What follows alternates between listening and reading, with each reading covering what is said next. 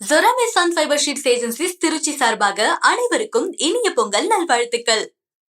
எல்லாரும் பொங்கல் வைப்ஸ்ல இருக்கோம். டெல்லியிலையும் பிரதமர் மோடி போகி அன்னைக்கே பொங்கல் வச்சு நானும் தமிழன் தாண்டாங்கிற மாதிரி வேட்டி சட்டையில வந்திருந்தாரு. டெல்லியில வருஷம் ஃபுல்லா போகிமா தான் இருக்கும், புகை மூட்டமா இருக்கும்ல. அதனால எதுக்கு ஸ்பெஷலா போகி கொண்டாட்டி இன்னைக்கு பொங்கல் கொண்டாட்டாங்க. ஆமா, அதுதான் இன்னைக்கு என்ன பண்ணிருக்காருன்னா, போன வருஷம் பொங்கல் விழா நடந்தது எங்க எல் முருகன் மத்திய இணையமைச்சர் வீட்டுல தான் நடந்தது. அதுவுமே அங்க இனிய பொங்கல் நல்லா அழுத்துங்கன்னு ஒண்ணு சொல்லியிருந்தாரு. அது ரொம்ப ட்ரெண்டிங்கான வீடியோ. இந்த தடவை என்ன சொன்னாரு? இந்த வாட்டி கொஞ்சம் பிராக்டிஸ் பண்ணிட்டாருன்னு நினைக்கிறேன். இனிய பொங்கல் நல்வாழ்த்துக்கள். இனிய பொங்கல் அப்படிங்கறத கரெக்டா சொல்லிட்டாரு. நல்வாழ்த்துக்கள் மட்டும் கொஞ்சம் ஒரு மாதிரி போயிடுச்சு, இருந்தாலும் மேனேஜ் பண்ணிட்டாரு. குஜராத் கலந்து தமிழ் பேசியிருக்காரு போல இருக்கு. ஆமா, அது மாதிரி தமிழ் வாழ்க பாரதம் வளர்க அப்படிங்கிறதையும் தமிழ்ல சொல்லியிருந்தாரு. பொங்கல் விழால நாடே செழிக்கும்ங்கிற ரேஞ்சுக்கு பேசியிருந்தாரு. ஓஹோ, இதெல்லாம் பேசினவரு அரிசி அள்ளி போட்டு பொங்கலையும் வச்சிருக்காரு அங்க. அது என்ன எல்லாம் தேர்தல் வந்தாதான் எல்லாருக்கும் பொங்கல் ஞாபகம் வருது, என்னன்னு தெரியலையே. ஆமா, இது மட்டும் இல்லாம இன்னைக்கு ஒரு ட்விஸ்டா அங்க பராசக்தி படக்குழு வேற அங்க போயிருந்தாங்க. இல்ல வேற வேலைக்கா போய் எதிர்த்தமா பாத்துட்டாங்களா? இல்ல ஏதோ பிளான் பண்ணி வர சொன்ன மாதிரிதான் இருக்கு. ஓஹோ, சர்டிபிகேட் எல்லாம் கொடுத்துருக்கோம்ல. சர்டிபிகேட் கொடுத்த பராசக்திக்கே எப்படின்னா கொடுக்காம ஒரு படம் இருக்கு, அவங்க கதை என்ன ஆகுன்னு தெரியல. வர சொல்லுவார தீபாவளிக்கு. தீபாவளிக்கெல்லாம் வேணாம், ஒரு திருவிழா ஒண்ணு இருக்கு, தேர்தல் திருவிழா, ஜனநாயக திருவிழா. அதுக்கு வந்துட்டு வந்தீங்கன்னா ஜனநாயகம் வரும் அப்படிங்கிற மாதிரி டீல் பண்ணுவாங்கன்னு நினைக்கிறேன். சரி, ஓகே. இப்ப அந்த பராசக்தி படக்குழு வந்ததை பத்தி அண்ணாமலை அங்க பேட்டி எல்லாம் கொடுத்துக்கிட்டு இருந்தாரு. ஆமா, அவர் என்ன சொல்றாரு, சிவகார்த்திகேயன் பராசக்தி படமும் நடிக்கிறாரு, அமரன் படமும் நடிக்கிறாரு. அதனால அவர் அப்படிலாம் நீங்க பார்க்க கூடாது, அவர் ஒரு நடிகர், அவர் வேலையை பாக்குறாரு, இந்த விழாவுக்கு வந்துட்டு போறாரு, அது எங்களுக்கு மகிழ்ச்சி அப்படின்னு ஒரு நியூட்ரலான ஆளு அப்படிங்கிற மாதிரி பேசுறாரு. ஆனா அவருக்கு ரொம்ப மகிழ்ச்சி தான் நினைக்கிறேன். அவருக்கு மட்டும் இல்ல, பாஜக காரங்கெல்லாம் ரொம்ப ஹாப்பியா தான் இருக்காங்க பராசக்தி பார்த்துட்டு. இது காங்கிரஸ் சரியா அடிச்சிருக்கீங்க சூப்பரப்புங்கிற மாதிரி. ஏன்னா அண்ணாமலையே காங்கிரஸ் எவ்வளவு மோசமான கட்சிங்கிறத பராசக்தியை பார்த்து தெரிஞ்சுக்குங்கன்னு அவரே பிரச்சாரம்லாம் பண்ணிட்டு இருந்தாரு. ஆமா, ஆனா அதுல சொல்றது காங்கிரஸ்க்கு மட்டும் இல்ல, நீங்க பண்றதுக்கும் பொருந்தும், நீங்களும் இப்ப அதான் பண்றீங்கன்னு படத்துல சொல்றாங்க. அது அவருக்கு புரிஞ்சாது தெரியல. அது அவருக்கு புரியாது. அப்ப யார் பண்ணா? இந்திரா காந்தி தானே நீங்க காட்டியிருக்கீங்க அப்படிங்கிற மாதிரி அவங்க போறாங்க. இங்க காங்கிரஸ்மே தமிழ்நாடு இளைஞர் அணிலாம் கம்ப்ளைண்ட் கொடுத்துக்கிட்டு இருக்காங்க, படத்தை தடை பண்ணுங்க அது இதுன்ட்டு. சரி, இந்த பொங்கல் விழால இசையமைப்பாளர் ஜிவி பிரகாஷ் அவர் போயிருந்தாரு. அவருமே இந்த பராசக்தி படக்குழுல ஒரு ஆள் தான், இருந்தாலும் அவர் பெர்ஃபார்மன்ஸ் எல்லாம் பண்ணாரு. அவர் ஒரு மாதிரி கட்டி பிடிச்சு தழுவி சூப்பரா பண்ணீங்க அப்படின்னு பிரதமர் மோடி என்ஜாய் பண்ணி ரசிச்சுக்கிட்டு இருந்தாரு அவரோட இசை நிகழ்ச்சிய. சிவகார்த்திகேயன்ட்டையும் கொஞ்ச நேரம் சிரிச்சு பேசினாரு. என்ன சொன்னாருன்னு தெரியல, அது இது எது பாப்பேன்னாரா இல்ல ஏன்னா அதுல அவருக்கு அந்த மாத்தி யோசி பிடிக்கும்னு நினைக்கிறேன். ஆமா, நான் விடாம பேசுறேன், முடிஞ்ச மடக்கி பாருங்க அப்படின்னு நினைச்சிருப்பாரு. இல்ல சிரிச்சா போச்சு, எதுக்குமே பதில் சொல்லாம அமைதியா இருக்கணும், அது ஈஸி அவருக்கு. அவர் பேசும்போது சிரிக்காம இருக்க முடியாது, சிரிக்க பேசுவார். உலக அரங்கில் இருக்கிற தலைவர்களே மோடி பேசினா என்ஜாய் பண்ணுவாங்க. இல்ல பிரச்சனை அமைதியாயிருவார்ல, அந்த டவுன்ல வர மாதிரி இருக்கலாம், அது வேற டிபார்ட்மெண்ட். இன்னைக்கு பிஜேபி காரங்க என்ன சொல்றாங்க அப்படின்னா, டெல்லி தான் இந்தியாவான்னு கேட்டாங்க. பாத்தீங்களா, தமிழர் திருநாளுக்கே எங்க ஜி அவங்கள டெல்லிக்கு வர வச்சிட்டாரு அப்படின்னு காலரை தூக்கி விட்டுக்கிட்டு இருக்காங்க. ஓஹோ, இப்ப தமிழ்நாட்டுக்கு வர வரப்போறாரு ஜி. 23ஆம் தேதி ஐ எம் கம்மிங் அப்படிங்கிற மாதிரி வந்துகிட்டு இருக்காரு. எங்க வராரு? மதுராந்தகத்துக்கு வராரு. அங்க என்டிஏ பொதுக்கூட்டம் நடக்க போது, என்டிஏல உள்ள எல்லா தலைவர்களையும் ஒரே மேடையில ஏத்த போறோம்னு அறிவிச்சிருக்காங்க. இன்னைக்கு பூமி பூஜை எல்லாம் போட்டிருக்காங்க. 23ஆம் தேதியா? அதுக்கு முன்னாடி 19ஆம் தேதி சிபிஐ விசாரணை கூப்பிடுறாங்க இருக்கு. 23ஆம் தேதி புதுசா ஏதாவது கட்சி வருமா மேடைக்கு? புதுசா ஒண்ணு வருது, ரெண்டாவது தெரியல. டிடிவி வந்துருவாருன்னு நினைக்கிறேன் அந்த மேடையில. இன்னொன்னு டிவிக்கே தெரியல நமக்கு. 19ஆம் தேதி முடிஞ்சா தெரியும் நினைக்கிறேன்.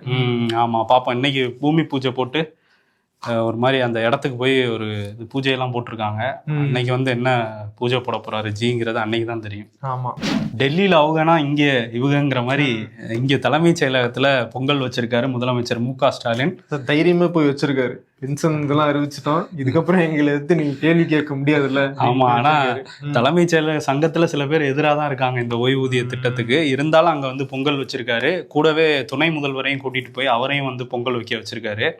துணை முதல்வர் இன்னைக்கு புக்கெல்லாம் போய் வாங்குறேன்னு சொல்லிட்டு புக் எக்ஸிபிஷனுக்குலாம் போயிட்டு இருந்தாரு. ஆமா, புக் ஃபேர் நடந்துகிட்டு இருக்குல்ல. ஆமா, அதே மாதிரி அங்க இருந்து இங்க பொங்கல் வைக்க ஆரம்பிச்சிட்டாங்க. டெல்லியில பிஎம் வச்சாலும் அவரோட சகாக்கள் சில பேர் இங்க வந்திருக்காங்க. நான் தானே சொல்றேன்ப்பா, எலெக்ஷன் வந்தா எல்லாம் வருவாங்கப்பா. ஐஐடில மத்திய கல்வித்துறை அமைச்சர் தர்மேந்திர பிரதான் வந்து பொங்கல் வச்சு கொண்டாடி இருக்காப்புல. ம். பொங்கல் ஒன்லி ஆத்தாகே மணி நாட் ஆத்தாகே என்ன பண்றதுன்னு ஒண்ணும் பண்ண முடியாது. கல்வி நிதியை கேட்டா வந்து மும்மொழி கொள்கை ஏத்துக்கங்க அப்படின்னு சொல்லி கொடுக்காம இருக்காங்க. ஆனா பொங்கல் மட்டும் வந்து வைக்கிறாங்க.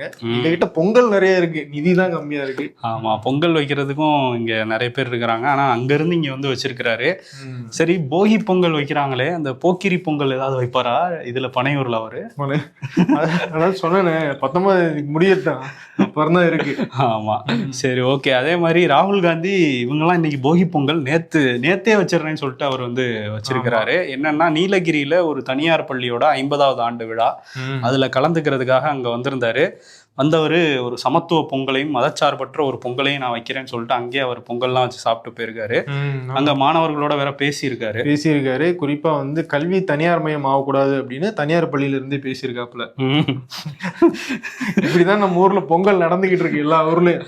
ஆமா, அவர் வந்து அப்படி பேசியிருக்காரு. அதே மாதிரி அடுத்தவங்க மதம் மொழியெல்லாம் மதிக்கணுங்கிற மாதிரியும் ஸ்டூடெண்ட்ஸுக்கு வந்து பேசியிருக்காரு. பட் அங்கே நீலகிரியில் அவர் வந்திருந்தார்ல, இதில் சிஎம் கொஞ்சம் அப்செட்டாக இருக்காராம். ஏன்னா அவங்க வந்து இந்த லேப்டாப் கொடுக்குற ஒரு நிகழ்ச்சி வச்சாங்க. அதே மாதிரி வந்து மகளிர் உரிமை தொகை திட்டத்தோட விரிவாக்க நிகழ்ச்சிலாம் வச்சாங்கல்ல, அதுக்கெல்லாம் ராகுலை கூப்பிட்டுருந்தாங்களாமா. இங்கே அரசு சார்பில் அவர் வந்தாருன்னா ஒரு நல்லா இருக்கும்ட்டு. பட் அதுக்கெல்லாம் வராதவர் நீலகிரிக்கு மட்டும் ஒரு ஸ்கூலுக்கு வந்திருக்காரு அப்படிங்கிறதுல கொஞ்சம் அப்செட்டா இருக்காராமா. ஓஹோ. ஒரு பக்கம் ராகுல் காந்தி இங்க வந்து முதலமைச்சர்கிட்ட சொல்லாம பொங்கல் வச்சதுல வந்து முதலமைச்சர் அப்செட்டா இருக்காரு. யா பையா, நீ வந்து என்னை ஒரு பிரதரம் நினைச்சேன் அப்படின்னா ஃபீல் பண்ணிருக்காரு. இன்னொரு பக்கம் ராகுல் காந்தி என்னன்னா, ஜனநாயகன் படத்தை வந்து மத்திய அரசு வெளியிட விடாம அந்த சிபிஎஃப்சி மூலமாக தடுத்து வச்சிருக்கிறத வந்து கண்டிச்சு ஒரு ட்வீட் போட்டிருந்தாரு. அந்த ட்வீட்டுக்கும் தேர்தலுக்கும் சம்பந்தம் இல்லை அப்படின்னு காங்கிரசினுடைய பிரவீன் சக்கரவர்த்தி அவர் வந்து சொல்லியிருக்காரு. அப்படி எதுக்குன்னு தான் சம்மதம் தெரியல. ஆளாளுக்கு ஒரு கருத்து சொல்றாங்க. அவர் போட்டிருந்த ட்வீட்லயே ஒரு விஷயம் சம்பந்தம் இல்லாம இருக்குன்னு திமுக காரங்களே சொல்றாங்க. ஜனநாயகன் படம் தான் தமிழ் கலாச்சாரமா, ஏன்னா தமிழ் கலாச்சாரத்தின் மேல கை வச்சுட்டாங்க அப்படிங்கிற மாதிரி போட்டிருக்காருல்ல, அது திமுகல இருந்தே கேக்குறாங்க அப்படிங்கிற மாதிரி. ஆனா சம்பந்தம் இல்லைன்றாரு. இதுக்கப்புறம் அந்த ட்வீட்டுக்கு அப்புறம் நிறைய ட்வீட் போட்டாரு. இந்த ட்வீட்டை பின் பண்ணி வச்சிருக்கிறாங்க. ஏதோ மெசேஜ் சொல்றாரு, ஜனநாயகா நான் இருக்கேன், ஜனநாயகன் நானும் ஜனநாயகன் தான்றாரு போல. சரி, ஓகே. அதே மாதிரி ராகுல் காந்திக்கு பதில் சொல்லியிருக்கிறாங்க யாரு, வானதி சீனிவாசன். என்னன்னா, ஒரிஜினல் பராசக்தி அப்போ வந்தது இல்ல, சிவாஜி கணேசன் நடிப்புல கலைஞர் வசனத்துல, அந்த படத்துல வந்து கிட்டத்தட்ட 130 கட்டு போட்டாங்க அப்ப இருந்த காங்கிரஸ் ஆட்சியில. இவங்க தான் வந்து இந்த மாதிரிலாம் பண்ணுவாங்க. இந்த வழக்கு வந்து ஜனநாயகன் பட வழக்கு கோர்ட்ல இருக்குன்னு தெரிஞ்சும் தேவையில்லாம சில கருத்துக்களை வந்து ராகுல் காந்தி பேசுறாரு அப்படிங்கிற மாதிரி சொல்லியிருக்காங்க. ஓஹோ. அவங்க 130 போட்டாங்க, நாங்க 25 தான் போட்டோம்னு சொல்றாங்களா? போட்டு வெளியே விட்டாவது பரவாயில்லையா, வரவே பண்றாங்களே. மும்பைல சிங்கம் களம் இறங்கிருச்சு. ஜூல இருந்து திறந்து விட்டாங்களா? இல்ல, அது கட்டுக்கடங்காத ஒரு சிங்கம் தமிழ்நாட்டுல இருந்து மும்பைல இறக்கிருக்காங்க. ஓஹோ. ஏன்னா இந்தியாலே எல்லா ஸ்டேட்டுக்கும் போய் பிரச்சாரம் பண்ணக்கூடிய ஒரே திறமை இருக்கிற ஒரு வல்லமை படைத்த ஒரு நபர்னா அது அவர் தான். மோடியா? இல்ல, அவரோட ஒரு வெயிட் வேற மாதிரி.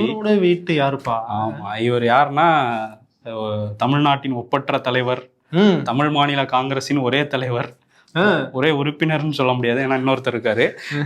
இப்ப என்னன்னா, அவரை தான் அங்க இறக்கிருக்காங்க மும்பை மாநகர. ஜி.கே. வாசன் தான், வேற யாரு? தமிழ்நாட்டிலேயே நிறைய பேருக்கு தெரியாதுப்பா. அவர் நிக்கிறாரா இல்லையான்னு தெரியும், எந்த கூட்டணியே தெரியாது. மும்பைல தெரியும், அதனால அங்க கூட்டிட்டு போயிருக்காங்க. அங்க வந்து கூட்டிட்டு போய் வாங்க பிரச்சாரம் பண்ணுங்கன்னு சிவசேனா ஷிண்டே அணி இருக்காங்கல்ல, ஏக்நாத் ஷிண்டேவோட அணி, அவங்க வந்து அங்க மும்பை மாநகராட்சி தேர்தலில் ஒரு பவர்ஃபுல்லான ஆள் வேணுங்கிறதுனால இவரை கூட்டிட்டு போய் பிரச்சாரம் பண்ண வச்சிருக்காங்க. அங்க பிரச்சாரம் பண்ணதுல இப்பவே வெற்றி உறுதி. நாளைக்கு தான் தேர்தல் நடக்க போகுது. எதிர்கட்சியா? இல்ல, ஷிண்டே சேனாவுக்கு வந்து வெற்றி உறுதின்றாங்க. இதுல வந்து ஏக்நாத் ஷிண்டே கூட்டிட்டு வந்தா கூட நம்ம ஜெயிக்க முடியாதுன்னு அந்த கட்சி வேட்பாளரே நினைச்சுதான் இவரை வந்து கூட்டிட்டு போயிருக்காரு. ஸோ அவர் வந்து ஒரு பயங்கரமான பிரச்சாரத்தை பண்ணி என்டிஏவுக்கு நான் வெற்றி வாங்கி தருவேன் இருக்காரு. இப்படி ஒரு கிராஸ் பிளாட்ஃபார்ம் ஸ்ட்ராட்டஜி வந்து பயங்கரமா இருக்கு. ஆமா, அங்க வந்து சைக்கிள் சின்னத்துக்கு மறந்துட்டு வாக்கு கேட்டிருக்க போறாரு. இங்க வேற சின்ன ஏக்நாத் ஷிண்டேக்கு, ஆனா வந்து கேட்டிருக்காரு. இல்ல, அப்படிலாம் கேட்க மாட்டாரு, ஏன்னா அவர் இங்க கேட்கும்போது அது மறந்துட்டாப்புல, அங்க போய் அதை ஞாபகம் வச்சிருக்க மாட்டாருன்னு தான் நினைக்கிறேன். ஓகே. இதே மாதிரிதான் ஒரு 2-3 நாளைக்கு முன்னாடி முன்னாள் கர்நாடக சிங்கம், அந்த சிங்கமும் வந்து மும்பைக்கு போயிருந்துச்சு. ஆமா. ஆனா வந்து கல்ல கொண்டு அடிக்காத குறையா வந்து விரட்டி விட்டாங்க. அண்ணாமலை அங்க போயிருந்தாரு. அந்த மும்பையை வந்து ஒரு சர்வதேச நகரம் அப்படின்லாம் பேசி மராத்தியர்களுக்கு எதிராக கருத்து சொல்லிட்டாரு அப்படின்னு சொல்லி அவர் போட்டு அடிச்சிட்டு இருந்தாங்க. சோ இந்த இடத்துல வந்து அவருக்கு சப்போர்ட்டா ஒரு ஆள் வந்திருக்காரு. யாருன்னு கெஸ் பண்ண? யாரு? பட்னாவிஸா? பட்னாவிஸ் அவருக்கு ஒண்ணும் தெரியாதுங்க, அவர் பேச்செல்லாம் பெருசா எடுத்துக்காதீங்கன்னு அவரே வந்து கலட்டி விட்டாரா? கழட்டி விட்டாரு. அப்ப யாருங்க சார்? யாரு நயினார் வந்திருக்காரா? அவர்லாம் ஏன்பா வரப்போறாரு? எதிர்கட்சி எதையும் வருது, கட்சிக்குள்ள இருக்கிற எதிர்கட்சி வருது, அதெல்லாம் வரமாட்டாரு. சீமானந்தன் தான் வந்து போயிருக்காப்புல. அண்ணாமலையை பேசுனது வந்து தமிழர்களை மொத்தமா பேசுனது தவறு, கண்டிக்கத்தக்கது அப்படின்னு சொல்லி குரல் கொடுத்திருக்காரு. ஓ, அவரு சிவசேனா தானே எதிர்த்தாங்க, இங்க நாங்க இருக்கோம்னு அவரு சிவசேனா டு நாம் தமிழர் நாங்க வச்சுக்கிறோங்கிற மாதிரி அவர் இறங்கியிருக்காரு போல. ஆனா அண்ணாமலை வந்து ஒரு விஷயத்த கண்டுபிடிச்சிருக்காரு. கேன்சருக்கு எவ்வளவோ கஷ்டப்பட்டு மருத்துவர்கள் வந்து அங்கங்க மருந்து கண்டுபிடிச்சிட்டு இருக்காங்க. ஆனா வந்து ஒரு சிம்பிள் சொல்யூஷன் இவ்வளவுதான் சொல்லிட்டு அவர் வந்து பேசியிருக்காரு. அவர் என்ன சொல்றாரு அப்படின்னா, இப்போ கேன்சர் செல் அப்படிங்கிறது எல்லார் உடம்புலையுமே இருக்கும். அது வந்து பெருசாக வளரும் போது அது கேன்சராக மாறும், ஒரு பிரச்சனையாக மாறும். நம்ம ஆண்டாண்டு காலமாக நம்ம பாரதத்தில் வந்து விரதம், செவ்வாய்க்கிழமை விரதம் எடுக்கிறது அதெல்லாம் இருக்கும். உண்ணாவிரதம் இருந்தால் அந்த செல்லெல்லாம் வந்து செத்து போகும் அப்படிங்கிற மாதிரி ஒரு சொல்லியிருக்காரு. என்னன்னா அந்த கேன்சர் செல் இருக்குல்ல, அது வந்து ஆர்டினரி செல்லை விட 7 மடங்கு அதிகமான எனர்ஜி வேணுமா. ஸோ சாப்பிடாம விட்டிங்கன்னா அது எனர்ஜி கட் ஆகி செத்துரும் அப்படிங்கிற ஒரு அரிய வகை கண்டுபிடிப்பு அவர் சீப்பை ஒழிச்சு வச்சா கல்யாணம் நடக்காதுன்ற மாதிரி சொல்றாரு பொருன்னு அவர் சொல்றாரு. அதுவும் வந்து அந்த சஷ்டி விரதம் 7 நாள்லாம் இருந்தீங்கன்னா எந்த நோயுமே வராதுங்கிற மாதிரிலாம் பேசியிருக்காரு. அது அவருடைய நம்பிக்கை. ஆனா பொது வெளியில வந்து சொல்லி வந்து இருக்கிற பிரச்சனைகள் இது ஒரு பிரச்சனையாக்கி மக்கள் அதை நம்பி போய் வந்து பாதிக்கப்பட்டுறக்கூடாது. அதனால மக்கள் கொஞ்சம் தெளிவா இருக்கும். சயின்டிபிக்கலா எதை ப்ரூவ் பண்ணிருக்காங்களோ அதை நம்பணும். ஆமா, அவர் ரிசர்ச்ல இதெல்லாம் வந்திருக்குங்கிற மாதிரி அவர் பேசிட்டு இருந்தாரு. பட் மருத்துவர்கள் சிலர் இதுக்கு கண்டனம்லாம் தெரிவிச்சு லண்டன்ல போய் பொலிட்டிக்கல் சயின்ஸ்ல இதெல்லாம் படிச்சுட்டு வந்திருக்காரு போல இருக்கு அவரு. இல்ல, அந்த 20,000 புக்ல ஒரு புக்ல இருந்திருக்கும். ஓஹோ. பகுதி நேர ஆசிரியர்கள் இவங்க வந்து பல ஆண்டுகளாக போராடிட்டு இருக்காங்க. போன ஆட்சியில போராடி எதுவும் கிடைக்கல அப்படின்னு, இந்த ஆட்சி வந்தாவது நடக்கும் அப்படின்னு சொல்லி நம்பினாங்க. திமுகவும் வாக்குறுதிலாம் கொடுத்திருந்தாங்க. உங்களுக்கு வந்து ஊதிய உயர்வு, பணி நிரந்தரம், சம வேலைக்கு சம ஊதியம் போன்ற விஷயங்கள்லாம் அங்கே தருவோம் அப்படின்னு சொன்னாங்க. ஆனால் கடந்த 5 ஆண்டுகளாக அதை வந்து ஓட்டிக்கிட்டே வந்தாங்க. இப்போ வந்து அமைச்சர் அன்பில் மகேஷ் பொய்யாமொழி என்ன சொல்லியிருக்காருன்னா, பகுதி நேர ஆசிரியர்களுக்கான ஊதியத்தை 15,000 ரூபாய் வரைக்கும் வந்து உயர்த்துறோம் அப்படின்னு சொல்லியிருக்காங்க. ஸோ இதுக்கு முன்னாடி 12,500 ரூபாய் வரைக்கும் இருந்திருக்கு அப்படின்னு சொல்றாங்க. ஆனால் நம்ம விசாரிச்சதுல அதுக்கும் கம்மியாக சம்பளம் வாங்கிட்டு இருந்த பகுதி நேர ஆசிரியர்கள் எல்லாம் இருக்காங்க. ஸோ கிட்டத்தட்ட ஒரு 10 வருஷம் 12 வருஷம் அவங்க இதே சேலரியில இருந்து இப்பதான் 15,000க்கே வந்திருக்காங்க. ஸோ 15,000 வச்சு எப்படி ஒரு குடும்பம் நடத்த முடியும் அப்படிங்கிறது தெரியல. பட் இதையாவது அறிவிச்சிருக்காங்களே அப்படிங்கிற மாதிரியான ஒரு நிலைமை தான் இப்போ நீடிக்குது. ஆமா, அதுல மே மாசம் வந்து 10,000 ரூபா வந்து சம்பளம் கொடுக்கப்படும் சொல்லியிருக்காரு. இப்போ எலெக்ஷன் முடிஞ்சிடும் இல்ல, அதனால இல்ல, அந்த ஸ்கூல் லீவ் அந்த டைம் வச்சு. சரி, ஓகே. அது வந்து அவர் இப்போ சொல்லியிருக்காரு. இந்த மாதிரி ஆட்சிக்கு எதிராக நிறைய போராட்டங்கள் நடந்ததுனால கட்சி இந்த கூட்டணிலாம் கொஞ்சம் மறந்துட்டாங்க போல. கூட்டணி பேச்சுவார்த்தைக்கு குழுவே இன்னும் அமைக்கல. திமுகல வந்து ஒரு பேசுவாங்கல்ல கூட்டணி கட்சிகளோட, அதுக்கான குழுவே வந்து அமைக்கல. சீட் ஷேரிங் அதை பத்திலாம் இன்னும் பேசவே ஆரம்பிக்கல. ஆனா இந்த பக்கம் அதிமுக வந்து கூட்டணி பேச்சுவார்த்தை டெய்லி அவங்க அதான் பேசிட்டு இருக்காங்க. அதே மாதிரி கிட்டத்தட்ட சில கட்சிகளோட சீட் ஷேரிங்கும் முடிச்சிட்டோம் அப்படிங்கிற மாதிரி சொல்றாங்கல்ல. இப்போ வந்து தை பிறந்தால் வழி பிறக்கும்னு நினைக்கிறாரு போல முதல்வர். அவரும் அதுதான் நினைக்கிறாரு. இது எல்லா கட்சியும் இதே தான் சொல்லிட்டு இருக்காங்க. இப்போ ஜனவரி 20ஆம் தேதி மாவட்ட செயலாளர்கள் கூட்டத்தை வந்து கூட்டியிருக்காரு. பொதுச் செயலாளர் துரைமுருகன் வந்து எல்லாரும் வாங்க அப்படின்ட்டு இருக்காரு. ஸோ அது முடிஞ்சோடனே வேகமாக கூட்டணி வேலைகள் நடக்கும் அப்படின்னு திமுகல சொல்றாங்க. அதாவது இந்த மந்த் எண்டு இல்லாட்டி பிப்ரவரி 1st 2nd வீக்குள்ள கூட்டணி இறுதி ஆயிரும்னு நினைக்கிறேன். ஈரான்ல நிலைமை மோசமடைஞ்சுக்கிட்டே இருக்கு. மக்களுடைய போராட்டம் அதை வந்து அமெரிக்க அதிபர் டொனால்ட் ட்ரம்ப் அவருடைய போராட்டமாவே நினைச்சு வாழ்ந்துகிட்டு இருக்காரு. ஈரானிய மக்கள் வந்து போராட்டத்தை நிறுத்தாதீங்க, அரசு அலுவலகங்கள்ல வந்து கைப்பற்றுங்க, நாங்க உங்களுக்கு துணையா வரோம் அப்படின்னு வந்து ஒரு ஹீரோ போல அவருக்கு வந்து வாக்குறுதி கொடுத்துட்டு இருக்காரு. ஆனா மனித உரிமை மீறலை பத்தி யாரு பேசுறது அப்படின்னு வரம்பே இல்லாம போயிட்டு இருக்கு. வெனிசுலால என்ன பண்ணாரு, எத்தனை நாடுகளுக்குள்ள போய் அமெரிக்கா என்னென்ன பண்ணுச்சு அப்படின்னா நம்ம பார்த்தோம். ஆனா ஈரான்ல நடக்கும்போது மட்டும் வந்து அமெரிக்காவுக்கு வந்து மிகப்பெரிய பிரச்சனையா இருக்கு. ஈரானுடைய மக்களுக்கும் அதுல பிரச்சனை இருக்குன்னு வைங்க, அது அவங்க நாட்டோடைய பிரச்சனை. அது வந்து இவருடைய எண்ணெய் லாபங்கள் அதையெல்லாம் மனசுல வச்சு இவர் ஒரு ஸ்கெட்ச் போட்டுக்கிட்டு இருக்காரு. ஆமா, ஈரான் அரசுமே வந்து ஒரு 2,500 பேருக்கு மேல இதுவரை போராட்டத்துல ஈடுபட்டவங்கள கொண்டிருக்காங்க அப்படிங்கிற செய்தியெல்லாம் வருது. அதே மாதிரி வந்து இன்னைக்கு 26 வயது இளைஞர் ஒருத்தரை போராடினதுனால, அந்த சுப்ரீம் லீடருக்கு எதிராக வந்து கோஷம்லாம் எழுப்பி போராடினதுனால அவரை தூக்குல போட்டாங்கங்கிற செய்தியும் கூட அங்கேருந்து வந்துட்டு இருக்கு. இந்த மாதிரி போராட்டக்காரர்களை தூக்கில் போட்டிங்கன்னா அமெரிக்கா வந்து சும்மா இருக்காது, ஒரு கடுமையான நடவடிக்கை எடுக்கும் அப்படின்லாம் பேசிட்டு இருக்காரு. ஈரானுமே வந்து எங்கள் நாட்டில் ஆட்சி மாற்றம் நடக்கணும்னு வந்து நினச்சிட்டு இருக்காரு ட்ரம்ப். அதுக்காக தான் இந்த மாதிரி சதி பண்ணி இந்த மாதிரி பண்ணிட்டு இருக்காருன்னு அவங்களும் குற்றச்சாட்டு வைக்கிறாங்க. ஸோ இது ஒரு இன்னொரு போரை வந்து உருவாக்கிருமோங்கிற மாதிரி தான் இருக்குது அங்கே மத்திய கிழக்கில். போர் வரலனாலும் ஈரானோட இந்தியா போன்ற நாடுகள்லாம் வர்த்தகத்தில் ஈடுபட்டிருக்காங்க. ஈரானோட நம்ம வந்து பெரிய அளவில் முதலீடுலாம் பண்ணியிருக்கோம். ஸோ அது எல்லாமே இப்போ பாதிக்கப்பட போகுது. ஸோ இது ஒரு நாட்டினுடைய பிரச்சனை மட்டும் கிடையாது, பல்வேறு நாடுகள் இதில் வந்து பாதிக்கிறதுக்கான வாய்ப்பு இருக்கு.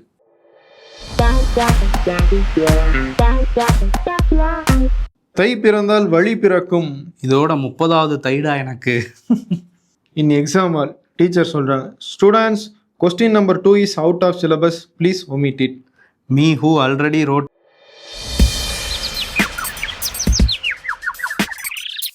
Latest movie story for that question. பொங்கட்டும் தங்கட்டும் எனும் வார்த்தைகள் இல்லாமல் பொங்கல் கவிதை எழுதுவோருக்கு ஒரு பரிசு கொடுக்கணும். ஐ ஆம் கம்மிங். படம் வரப்போகுதா? இல்ல, விசாரணைக்கு வர போறாரு. ஜனவரி 19 திரும்ப போறாராம்.